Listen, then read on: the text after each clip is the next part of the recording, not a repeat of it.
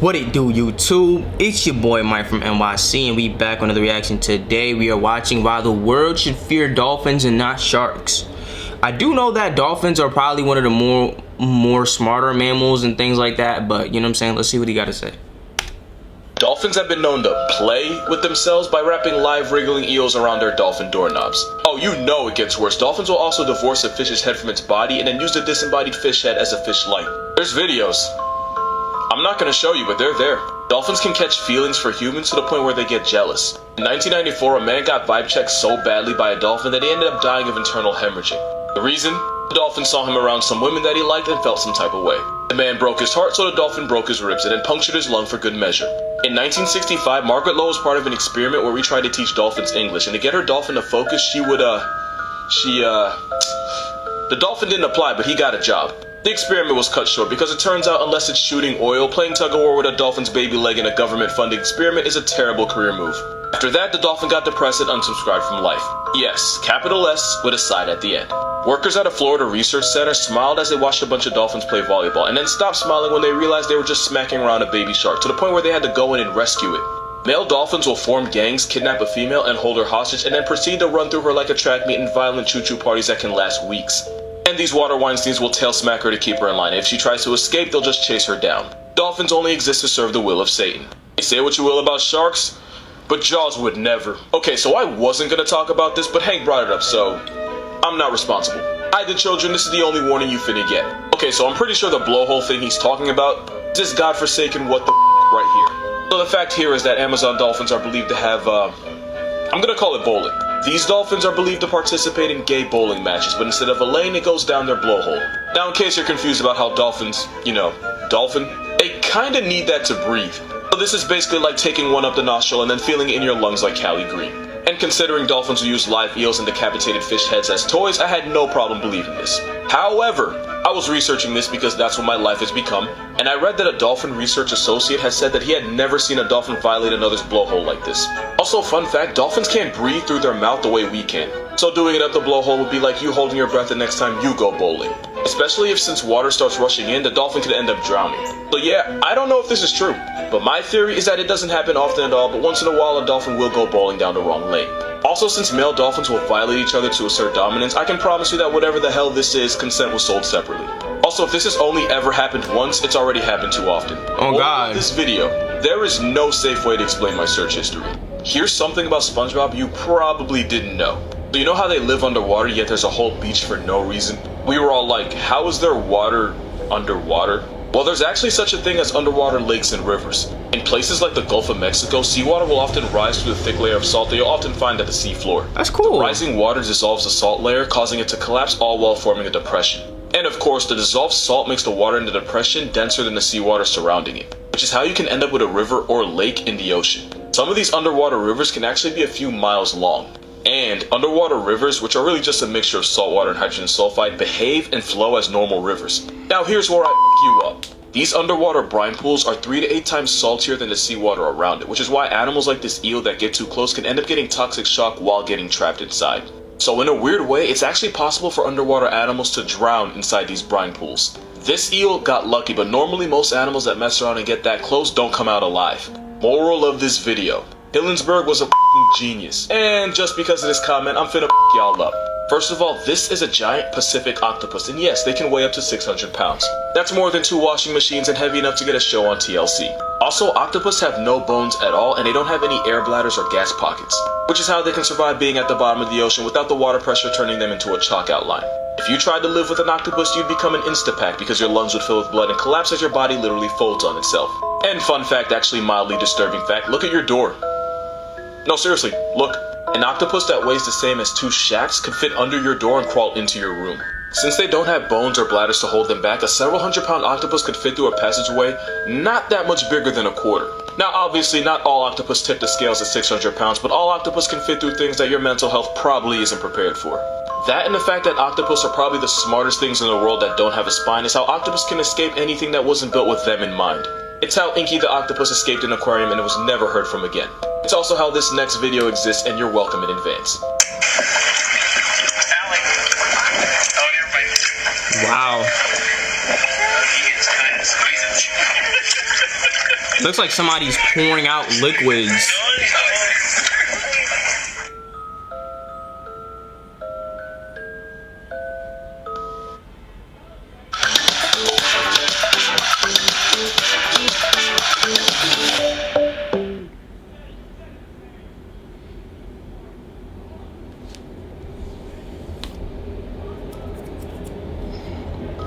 No, I'm not doing this alone. What's up, dude? Yo, so there's this video going around TikTok. Talking about why she don't got a phone in the phone case though? What's up? She got no phone in the phone case. Come on, man. Let me know.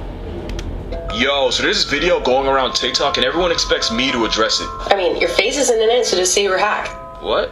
No, not that video. Oh! Not like the weird-ass ocean demon thing. People want to know what it is, and I am not strong enough to handle it alone. I mean, it's definitely some sort of primate with the forward-facing eyes like that. I could see how people think it's a weird human demon thing because it doesn't have any fur. See, now that's what I thought. I figured with the skull structure and the canine teeth, whatever it is, or was, it's probably an omnivore that just ate whatever it felt like. Kind of like us. And you said it was found on the coast of Panama, right? Yeah, it was in like Playa Vidal in Panama. Also, it had these long, lanky arms that was like almost too long for itself. Like Kevin Durant arms on a Kevin Hart body. I mean, it's hard to tell because it's so washed up, but okay, primate on the coast of Panama and super long legs.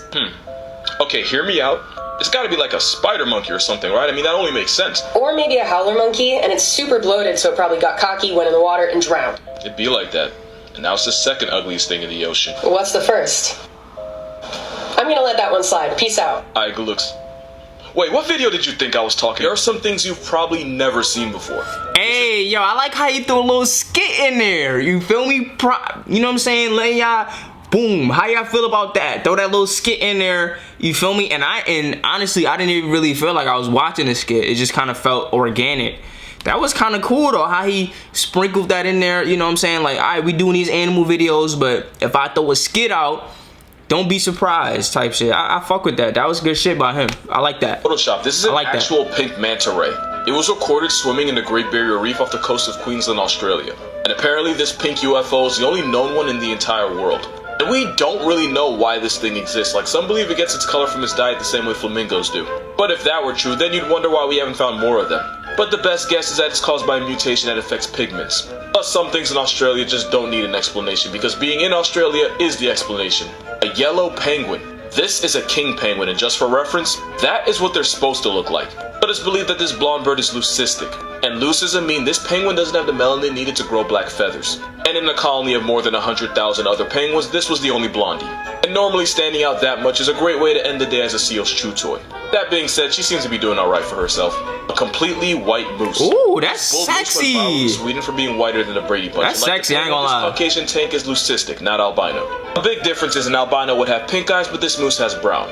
And normally wearing white in the woods is like wearing a target on your back while walking through a shooting range. In a lot of places, the white moose are protected by law. The MOCs, they can go themselves.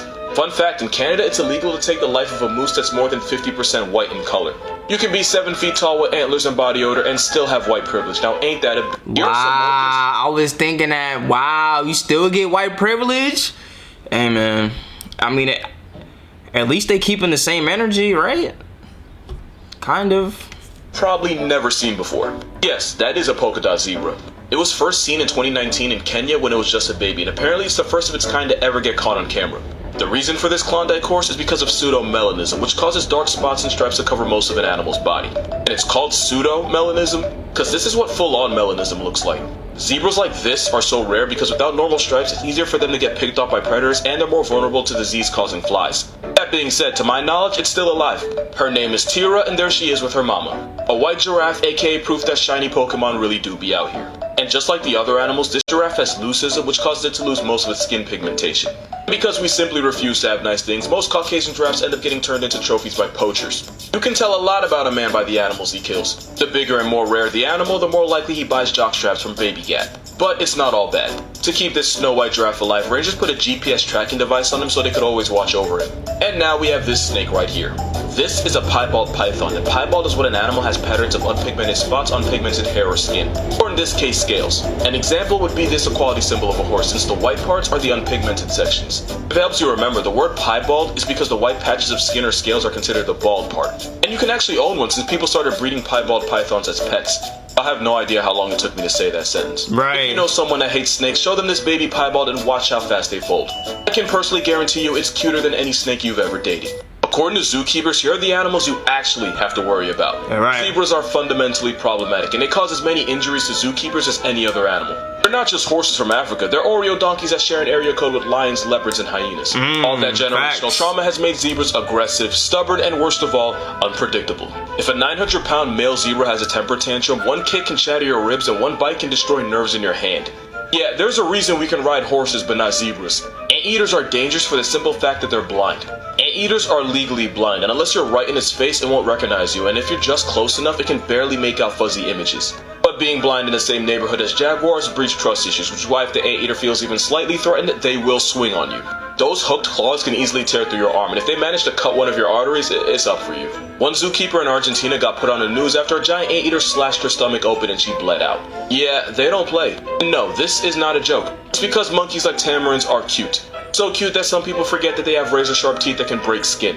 That and the fact that people are dumb enough to stick their fingers in cages is why if you ask which animal sent the most people to the hospital in the Jersey Wildlife Trust, you'll see this ginger monkey's mugshot. What's a hill that you're willing to die on 1,000% of the time? Zebras are black with white stripes, and nobody ever believes me when I say it. I already know what you're gonna say before you say it, but hear me out. Their stomachs might be white, but that's just their fur. If you shave a zebra completely, their skin will be black. And if you think I'm lying, one of the only parts of a zebra without fur is its snout, and it's black enough to get a pass. But if you really want me to be a nerd about it, zebra fur grows from follicles that have melanocyte cells, which gives them their color. But the white part of a zebra's fur is where the melanocytes are deactivating, meaning it's only white because there aren't any pigments. Which means a zebra's default color is actually black. Which means this biracial donkey, which isn't a joke by the way, zebras are closer to wild donkeys than actual horses, just saying. The Oreo donkey is actually black but with white stripes. But honestly, I didn't even need to make this video. This one was voiced by Chris Rock. That's literally all the proof I needed. I know it's a small hill, but I'll still die on it. Is that it? Are you I think that's the end of the video. I'm not sure. ready? Yeah, it is. First. Hey man, nice video. I like how he threw that little skit in there. That was definitely entertaining. I like his sense of humor. He got a good sense of humor. Interesting video. I didn't know, bro, the Dolphins, that blew my mind, bro. I can't even lie to all those facts about the Dolphins be on timing, bro. I mean, they're mentally, like, in terms of intelligence, they're the closest thing to humans. So it makes sense that they do things that are similar to that humans do. You know what I mean? Like, they get jealous. They, you know what I mean? They have certain types of freaky encounters. You know what I'm saying? So it makes sense that they're similar to humans in that way in terms of intelligence and the way that they view pleasure and things like that. But what the lady was doing to teach the teach the dolphin English, the things she was doing to the dolphin, crazy. But yeah, man, definitely a good video. I like his videos. I like the way he threw that skit in there. Very calm, very casual. He slipped it in there very easy. You feel me? Didn't even really make you feel like he was watching the skit. Then he threw a little TikTok reference in there.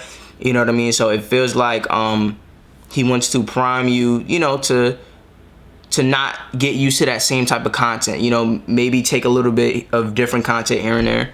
But yeah, man, definitely an interesting video. Definitely like, comment, share, and subscribe if you like these type of videos. Definitely let me know. Definitely let me know what else you want me to react to. Definitely let me know if you like this. Definitely let me know, you know, tell me what you want to see. This, that, and the third, you feel me? And I'll see y'all when I see ya. Peace.